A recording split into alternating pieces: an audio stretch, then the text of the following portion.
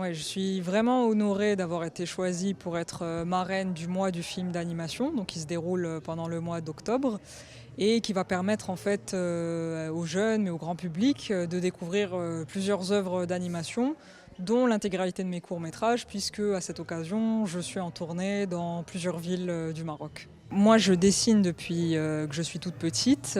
J'adore toutes les formes d'art et je me suis prise de passion pour le cinéma d'animation parce que, à travers une rencontre aussi, parce que j'ai rencontré des animateurs qui travaillaient dans ce milieu-là quand j'étais jeune. Et ce qui m'a fait prendre conscience en fait de l'existence de ce métier, l'existence de ce métier au Maroc. Donc suite à ça, moi j'ai vraiment voulu en faire que ça soit ma passion parce que ça permettait de mélanger les arts plastiques, le dessin, la musique, la poésie, l'écriture, etc. Voilà. C'est un terrain de jeu très très vaste. Par contre, voilà, pour convaincre ma famille à l'époque, de faire ce métier qui était très rare, qu'il est toujours d'ailleurs encore au Maroc, ça a été assez compliqué. J'ai dû négocier.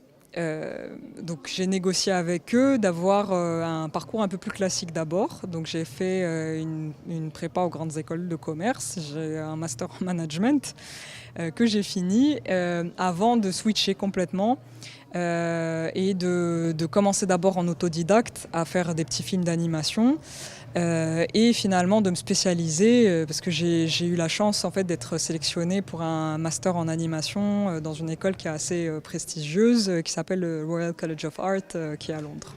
En fait, je dessine vraiment depuis que je suis toute petite, donc c'est une forme de langage pour moi. Et ce qui m'a plu dans l'animation, il y a un côté presque comme si on était un illusionniste. En fait, on peut donner vie à ses dessins. Et c'est cette magie-là qui me passionne toujours en fait dans ce milieu. Et comme je le disais, en fait, cette espèce d'infini des possibles qu'on peut avoir justement à travers cette forme d'art, parce que c'est pas juste du dessin, c'est aussi de la peinture. J'anime aussi avec du sable, avec différentes matières, avec du papier découpé. Donc c'est voilà, cette richesse-là qui m'intriguait et qui me continue de m'intriguer, puisqu'en fait c'est un puits sans fond, je trouve, comme technique. Je discute avec beaucoup de mes collègues en fait, qui souvent sont inquiets.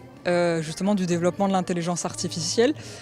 Moi, je ne le suis pas dans le sens où ce que je fais, en fait, ça reste des techniques artisanales et en fait, on le voit. Je ne pense pas qu'une intelligence numérique soit capable de répliquer à ce point les imperfections humaines.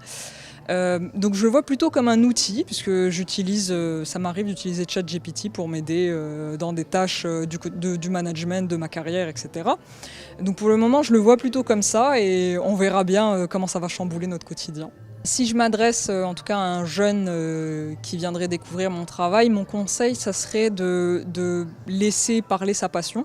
Parce que je trouve que parfois, dans notre pays notamment, on a pas mal de frustrations, de gens qui ont des envies, qui sont nés en fait pour faire certaines choses et qui sont empêchés. Et parfois, c'est la vie qui est comme ça. Mais je pense que quand cette passion elle est plus forte que tout, il faut aller au bout. Et concrétiser même pour soi-même en fait, même pour son bien-être, parce que en fait l'art parfois c'est même une forme de thérapie, on l'a fait pour soi mais pour les autres, mais finalement ça vient aussi de soi. Oui, je suis en écriture de mon prochain film, voilà, qui sera plus ambitieux que les précédents, donc c'est un long parcours, mais je suis au début du développement.